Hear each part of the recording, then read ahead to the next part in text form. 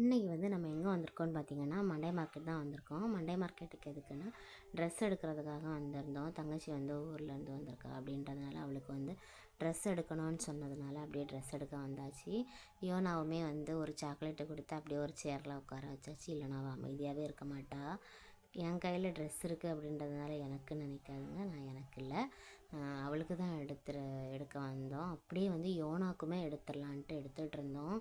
அவளுக்குமே வந்து பர்த்டே வருது பக்கத்தில், இன்னும் 3 நாள் தான் இருக்குது அப்படின்றதுனால சரி அவளுக்குமே கையோடு எடுத்துரும் அப்படின்ட்டு அவளுக்குமே ட்ரெஸ் பார்த்துட்ருந்தோம்.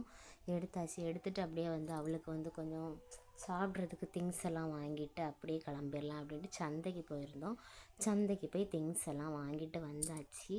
ஏன்னா வந்து அவளுக்கு வந்து அங்கே சாம்பார்லேயே வந்து டிஃப்ரெண்ட்டான சாம்பாரில் வந்து ஒவ்வொரு காய்கறியும் வச்சு தனித்தனியான சாம்பாராக அப்படி ஒரு சொல்லிகிட்டு இருந்தா. அதனால் வந்து எங்கள் வீட்லேயுமே வந்து சாம்பார் தான் வைப்பாங்க. ஏன்னா அப்பா வந்து மாலை போட்டிருக்காங்க அப்படின்னால அங்கேயுமே வந்து மீன்லாம் வாங்கவே மாட்டாங்க. அதனால் அப்படியே வந்து இந்த மீனெல்லாம் வாங்கி அப்படியே எங்கள் வீட்டில் விட்டுட்டு போனாங்க அம்மா. அவளுக்கு வந்து என்ன, அவள் மட்டும் சாப்பிட போகிறது கிடையாது, எல்லாருமே சேர்ந்து தான் சாப்பிடுவோம்.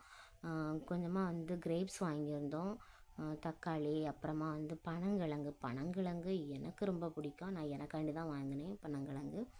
அப்புறமா வந்து சக்கை, அப்புறமா வந்து ஏத்தம்பழம் நேந்திரம்பழம்னு கூட சொல்லலாம். அப்புறம் சூரை மீன் தான் நாங்கள் வந்து வாங்கியிருந்தோம். பல்லாரி வந்து 5 கிலோ 100 ரூபா சொன்னாங்க. நம்ம 5 கிலோ வாங்கி என்ன பண்ண போகிறோம் அப்படின்ட்டு நாங்கள் வந்து 2.5 கிலோ 50 ரூபாய்க்கு வாங்கியிருந்தோம். இன்னொரு நெக்ஸ்ட் வீடியோவில் பார்ப்போம். பாய்.